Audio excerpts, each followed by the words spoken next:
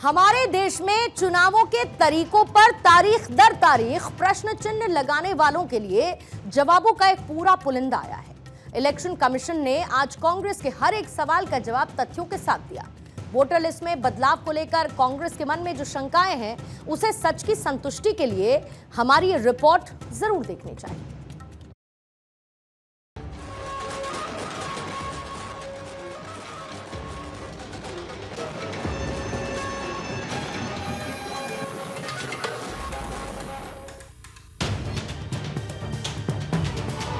महाराष्ट्र विधानसभा चुनाव में बीजेपी की बड़ी जीत कांग्रेस के लिए बड़ी शंका का कारण बन गई। कांग्रेस ने इसके लिए ईवीएम को ही कटघरे में खड़ा कर दिया।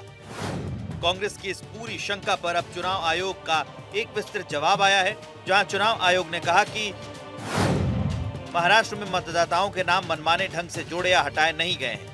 कांग्रेस के आरोपों पर अपनी प्रतिक्रिया देते हुए चुनाव आयोग ने कहा कि शाम 5 बजे के मतदान के आंकड़ों की तुलना अंतिम मतदान डेटा के साथ करना सही नहीं होगा। चुनाव आयोग ने यह भी बताया कि शाम 5 बजे से रात 11:45 तक मतदान प्रतिशत में बढ़ोतरी सामान्य थी, जो मतदान की प्रक्रिया का हिस्सा था। डाले गए वोटों और गिने गए वोटों में इरेलेवेंट डिफरेंस हो सकता है।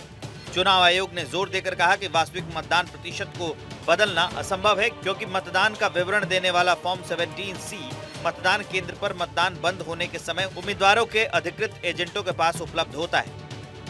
चुनाव आयोग ने आनंद फानंद में कहा कि वो जिस तरह से मैंने बताया कि हमने वोटिंग बढ़ाने के लिए किया, तो हमने पूछा कि दोपहर में 3 बजे आपने 21 तारीख को जो आंकड़ा दिया था 1.3% का, जिसमें 9,99,359 वोट बढ़े हैं, तो ये आंकड़ा कहां से लाया आपने? एक वोट का भी फर्क होता है तो पारदर्शिता खत्म हो जाती है, यह हमारा चुनाव आयोग को कहना है। यहां तो 9,99,359 वोटों का फर्क आ रहा है, तो इसलिए चुनाव आयोग ने उसमें बटन दबाई क्या, यह भी सवाल खड़ा हो रहा है। और इसलिए ये सवाल आज खड़े हुए, हम आरोप नहीं लगा रहे। इलेक्शन कमीशन ने कहा कि महाराष्ट्र मतदाता सूची तैयार करने में पारदर्शिता के साथ नियम आधारित प्रक्रिया का पालन किया गया है।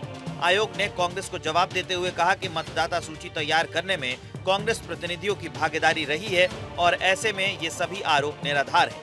Bureau report, Bharat 24।